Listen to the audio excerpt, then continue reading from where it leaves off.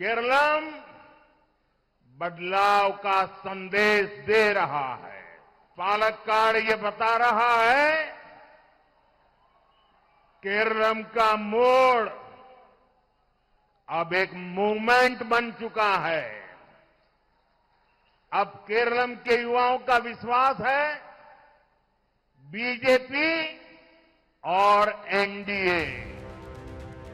केरलम में आगामी विधानसभा चुनावों को लेकर राजनीतिक सरगर्मियां तेज है। इसी सिलसिले में प्रधानमंत्री नरेंद्र मोदी रविवार को केरलम पहुंचे, जहां उन्होंने त्रिशूर में भव्य रोड शो करते हुए विशाल जनसभाओं को संबोधित किया। अपने संबोधन में पीएम मोदी ने कहा कि राज्य में बदलाव की लहर साफ नजर आ रही है। पीएम मोदी ने अपनी जनसभा में विपक्षी दलों पर भी हमला बोला। उन्होंने कहा कि दशकों से केरलम मतलबी पॉलिटिक्स के दो मुखौटों के बीच फंसा हुआ है। एक और एलडीएफ तो दूसरी ओर यूडीएफ, एक और कम्युनिस्ट तो दूसरी ओर कांग्रेस, एक भ्रष्ट तो दूसरा महाभ्रष्ट, एक सांप्रदायिक तो दूसरा महासांप्रदायिक। एलडीएफ यूडीएफ की सारी नीतियां केवल वोट बैंक पॉलिटिक्स के लिए ही होती है।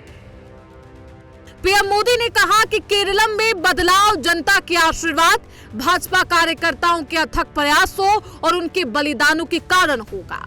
उन्होंने कहा कि घोटालों के बीच एलडीएफ और यूडीएफ दशकों तक सत्ता पर काबिज रहे, लेकिन कभी एक दूसरे के खिलाफ कार्रवाई नहीं की और जनता के सामने खोखले दावे करते रहे।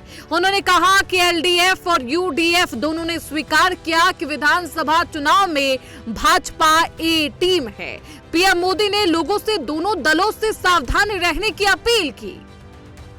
अब मैं आपको भरोसा देता हूं कि यहां बनने वाली बीजेपी एनडीए सरकार केरलम का तेज विकास करेगी, विकसित केरलम बनाएगी और ये मोदी की गारंटी है। एक तरफ जहां पीएम मोदी रविवार को केरलम में हुंकार भर रहे थे, तो दूसरी तरफ गृह मंत्री अमित शाह चुनावी राज्य में असम में हुंकार भर रहे थे। असम में घुसपैठ को लेकर अमित शाह ने कांग्रेस को अपने निशाने पर लिया। कांग्रेस सरकार ने सालों तक असम के अंदर घुसपैठियों के लिए दरवाजे खोले थे। हमारे मुख्यमंत्री इस समय न केवल असम का तापमान बढ़ता जा रहा, बल्कि जैसे जैसे चुनाव की तारीख नजदीक आ रही, वैसे वैसे सियासी पारा बढ़ता जा रहा है। राजनीतिक पार्टियां एक दूसरे पर लगातार सियासी बयानबाजी कर रही। इस बीच 2 दिन के असम दौरे पर पहुंचे अमित शाह ने जनसभा को संबोधित करते हुए घुसपैठ के मुद्दे पर कांग्रेस पर हमला बोला।